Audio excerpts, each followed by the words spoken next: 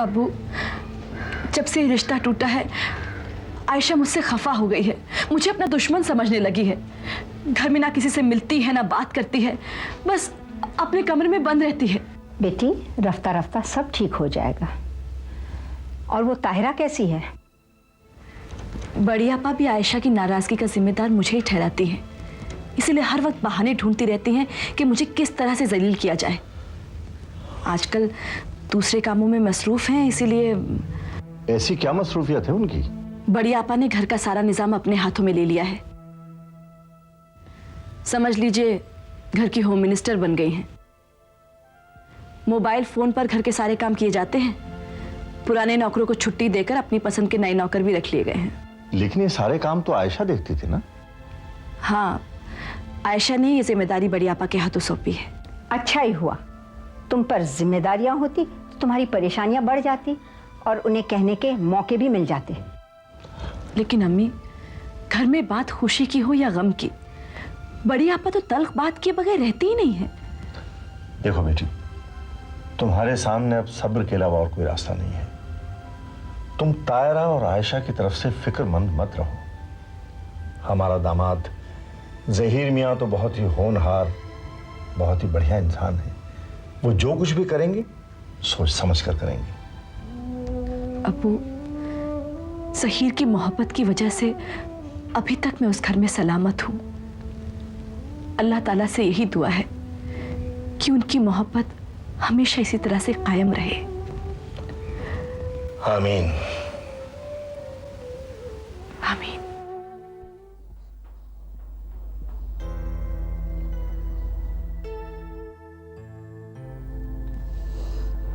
क्या बात है दुल्हे भाई, आपके चेहरे पर यह परेशानी कैसी? फिरोज, अब तुम्हें क्या बताऊं?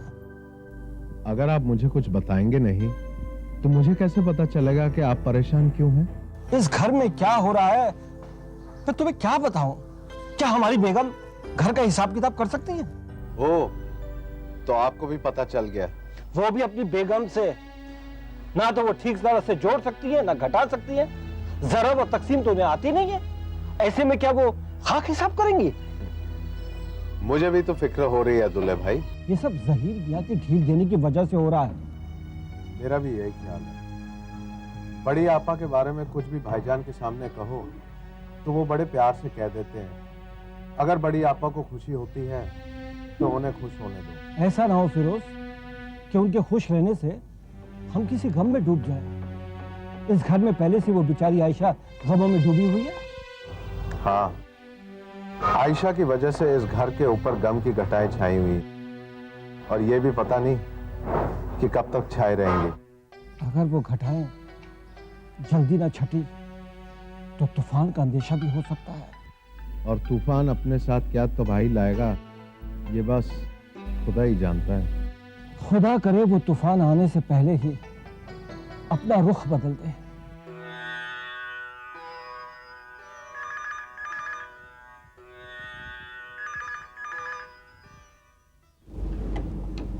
हेलो,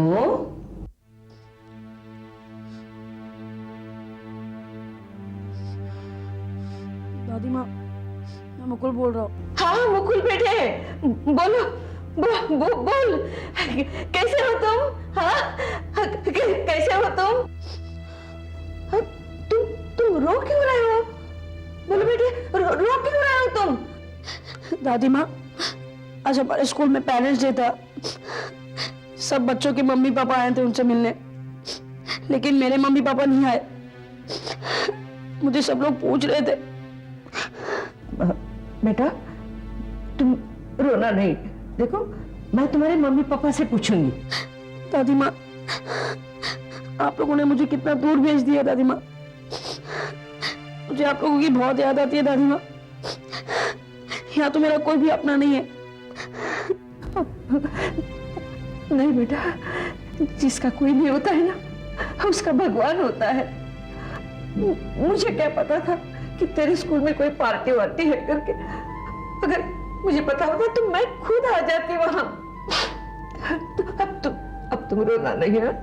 नहीं रोना बेटे, नहीं रोना।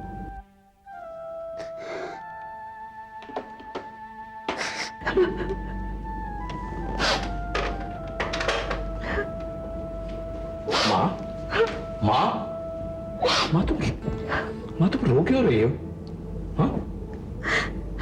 अनुरूप, मुकुल के स्कूल में कोई पार्टी थी। सब बच्चों के माँ बाप गए थे वहां, लेकिन मुकुल के माँ बाप नहीं गए, इसलिए वो बेचारा रो रहा था वहां। तो मुझे भी रोना है। माँ, जब उसके माँ बाप फंक्शन में नहीं जाएंगे तो बच्चा रोएगा ही ना। सुधीर, दादी, आप रो क्यों नहीं? डैडी, आप भी उदास हैं। बात क्या है? तुम पहले ये बताओ कि तुम मुकुल के स्कूल के फंक्शन में क्यों नहीं गए? डैडी, मुझे मुकुल के फंक्शन के बारे में कल ही पता चला। मेरी एक इंपॉर्टेंट बिजनेस मीटिंग थी, इसलिए मैं नहीं जा पाया। तो बहू तो जा सकती थी ना। वो अपने डॉक्टर के सेमिनार में बिजी थी। सेमिनार में जाना ज्यादा जरूरी था? हाँ, बच्चे की खुशी से सेमिनार ज्यादा जरूरी है, नहीं? और तुम भी तो अपने बिजनेस की मीटिंग एक दिन के लिए टाल सकते थे। मुझे अगर इस बारे में 2-3 दिन पहले पता चल जाता तो मैं जरूर जाता। देखो सुधीर, तुम दोनों की व्यस्तता से मुकुल नेग्लेक्ट हो रहा है, और ये बात मुझे भी महसूस हो रही है और तुम्हारी दादी को तो और ज्यादा महसूस हो रही है। मुझे अपनी गलती का एहसास है। तो सुधीर, इसका कोई ना कोई उपाय निकालो, बस।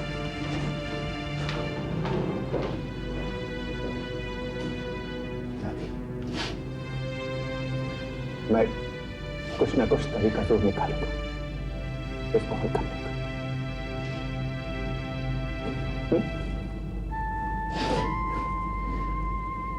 प्रॉमिस। बस।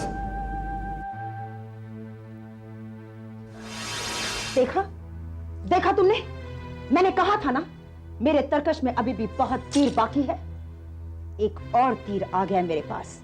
अब तुम देखती जाओ मैं क्या क्या करती हूँ। चाबियां तो पहरेदारों के पास भी होती है। देखा तायरा बेगम, छोटी ने कितनी चालाकी से अपना बोझ तुम्हारे कांधे पर डालकर अपना पीछा छुड़ा लिया। क्या मतलब है तुम्हारा? नाज़विला की हुकूमत मेरे हाथों में आ गई तो जलने लगी तुम? हाँ, जल नहीं रही हूं, बल्कि तुम्हें समझा रही हूं। हुकूमत तो नौकर चलाते हैं, बेगम तो अपनी गद्दी पर बैठकर हुक्म चलाया करती है। क्या कहना चाहती हो तुम? यही कि तुम इस घर की एक कनीज हो और नसरीन इस महल की रानी। हाँ, उसकी क्या बिसात मेरे सामने। एक सही मौके की तलाश में हूं, उसे इस घर से बाहर निकाल कर ही रहूंगी मैं।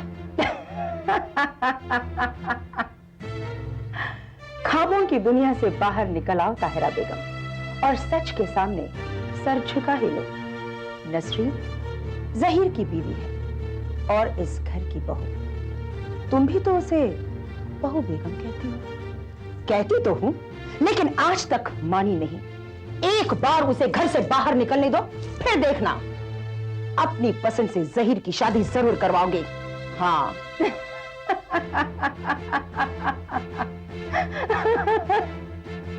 इसे कहते हैं खिसियानी बिल्ली खंबा नोचे।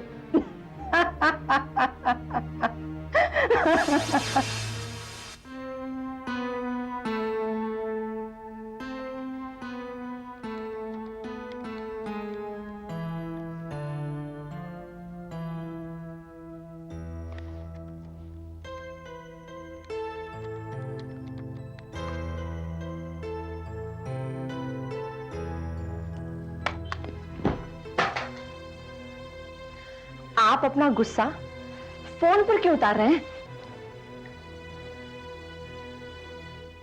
लगता है कि आयशा के घर वालों ने इसके कमरे का फोन डिस्कनेक्ट कर दिया है। हो सकता है, लेकिन वो भी तो आपको फोन कर सकती है ना। आपने तो उसके लिए अपने भाईजान से भी झगड़ा मोल ले लिया, तो वो क्यों खामोश बैठी है? आप मेरे जख्मों पर नमक छिड़क रही हैं। मैं आपके जख्मों का इलाज बताऊं? बताइए। आयशा अगर आपको दिल की गहराई से चाहती है तो वो कभी इनकार नहीं करेगी। आप उसे लेकर इस शहर से भाग जाइए। आप होश में तो हैं? क्या आप जानती हैं कि आप क्या कह रही हैं? सुनने में जरूर बुरा लग रहा होगा, मगर मोहब्बत और जंग में सब जायज होता है। कुछ दिनों तक लड़की वाले नाराज रहेंगे, मगर वक्त के साथ धीरे धीरे सब ठीक हो जाएगा।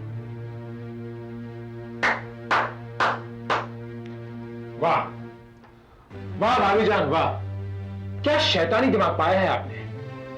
आखिर चाहती क्या है आप चाहती हैं कि दुनिया वाले ये कहें कि सारा खानदान एक मुजरिम में बना हुआ है।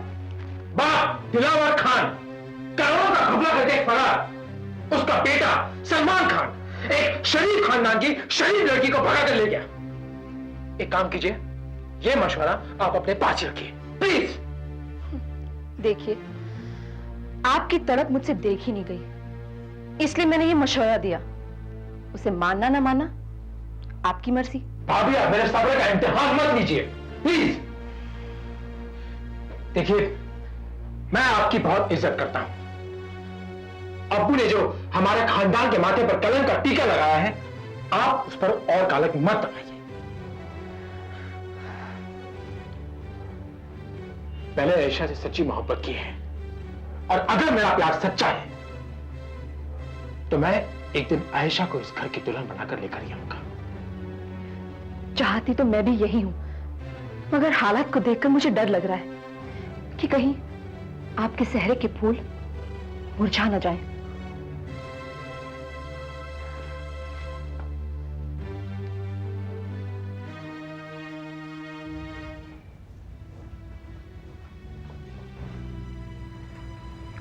क्या हुआ? कुछ नहीं, तुम अपनी पढ़ाई करो। कुछ ना कुछ तो बात है जो अमित में गुस्से में है। मैंने कहा ना, चुपचाप अपना काम करो। पता नहीं क्या हो रहा है इस घर में। उनसे कहूंगी तो कहेंगे कि जो बड़ी आपा कर रही है करने दो, उन्हें खुश रखने की कोशिश करो। हेलो। हेलो नसरीन, कैसी हो? जिंदगी की गाड़ी वैसे ही चल रही है जैसे चल रही थी। क्यों, क्या हुआ? आज तुम्हारा मूड कुछ ठीक नहीं लग रहा। मूड कैसे ठीक रह सकता है निम्मी? हर रोज तो इस घर में एक नया हंगामा खड़ा हो जाता है। अब क्या हो गया? हुआ कुछ नहीं, लेकिन बहुत कुछ हो जाएगा। ये तुम्हारे घुमा फिरा कर बात करने की आदत नहीं गई। साफ साफ बताओ क्या हुआ? निम्मी, इस घर के सारे हालात तो तुम्हें मालूम ही है। अब आयशा ने इस घर की सारी जिम्मेदारी बड़ी आपा के हाथों सौंप दी है। हाँ, सुना तो है। छोटी छोटी बातों में वही तंज, वही ताने। मैं अपने कान बंद कर लेती हूँ, लेकिन अपना भी यही हाल है नसरीन। बड़ी चिंता में रहती हूँ मैं। हर बार मुकुल की वजह से मुझे जिम्मेदार ठहराया जाता है। माँ हो ना, इसलिए खामोशी से सुन लेती हूँ। निम्मी, मुकुल के नाम पर याद आया। सहीर कह रहे थे कि इस बार मुकुल वापस आ जाएगा तो कोशिश करेंगे कि उसे वापस ना भेजा जाए। कुछ ना कुछ तो सोचना ही पड़ेगा नसरीन। बात सीरियस हो गई है। माँ हो ना माँ, अपने बेटे की जुदाई बर्दाश्त नहीं कर पा रही। निम्मी, हेलो, तुम कुछ बोल क्यों नहीं रही? मैं तुम्हें देख नहीं सकती, लेकिन महसूस कर रही हूं कि तुम्हारे आंखों में आंसू है।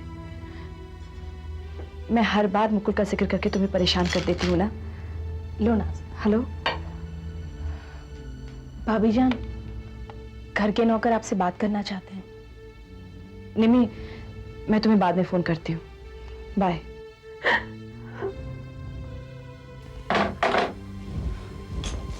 क्या बात है? सब लोग मुझसे क्यों मिलना चाहते हैं? घर का खर्च तो बड़ी आपा के हाथ में है। वो लोग बड़ी आपा से नहीं मिलना चाहते, आप ही से मिलना चाहते हैं। ठीक है, तुम चलो, मैं आती हूँ। जी।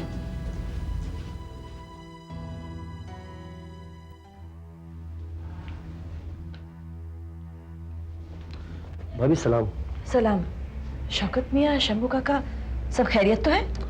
अब आपको क्या बताएं भाभी, आपसे कुछ शिकायत तो कर नहीं सकते। बरसों इस घर का नमक खाया भाभी। आप बताइए तो सही, बात क्या है? भाभी आप देखिए महंगाई किस कदर बढ़ गई है, और जगह नौकरों की तनख्वाहें बढ़ाई जा रही है। हाँ। और यहाँ बड़ी आपा ने हमारी तनख्वाह कम कर दी। क्या? तनख्वाह कम कर दी? मतलब?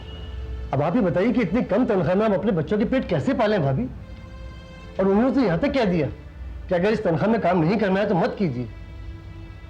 भाभी अब हमारे पास एक ही रास्ता रह जाता है, या तो हम मन को मारकर कम तनख्वाह पे काम करने को मजबूर हो जाएं, या फिर इस घर को छोड़कर कहीं और नौकरी की तलाश करें।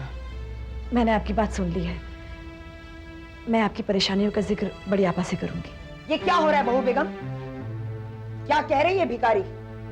ये भिखारी नहीं है बड़ी आपा, हमारे घर के पुराने मुलाजिम हैं और ये कह रहे हैं कि खुदा खैर करे, ये तुमसे मेरी शिकायत कर रहे थे या अपनी परेशानियां बता रहे थे?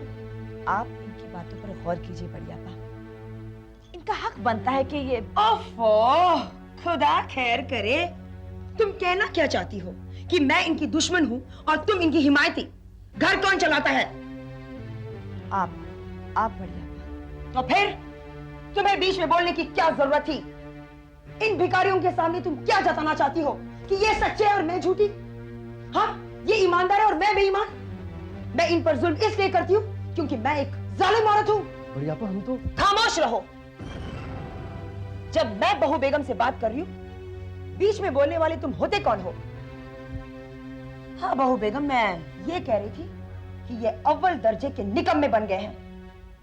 बड़ी आपा, ये तीनों हमारे पुराने मुलाजिम हैं और आप मेरे इस तरह। चुप करो बहू बेगम।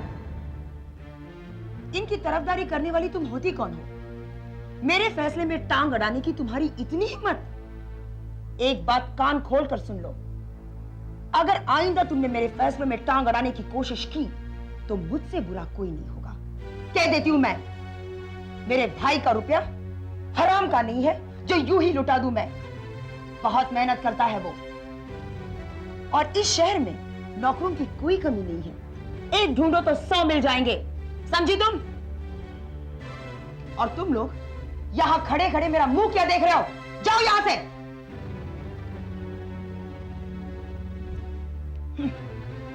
बड़ी आई भिखारियों की हिमायती। खुदा खैर करे।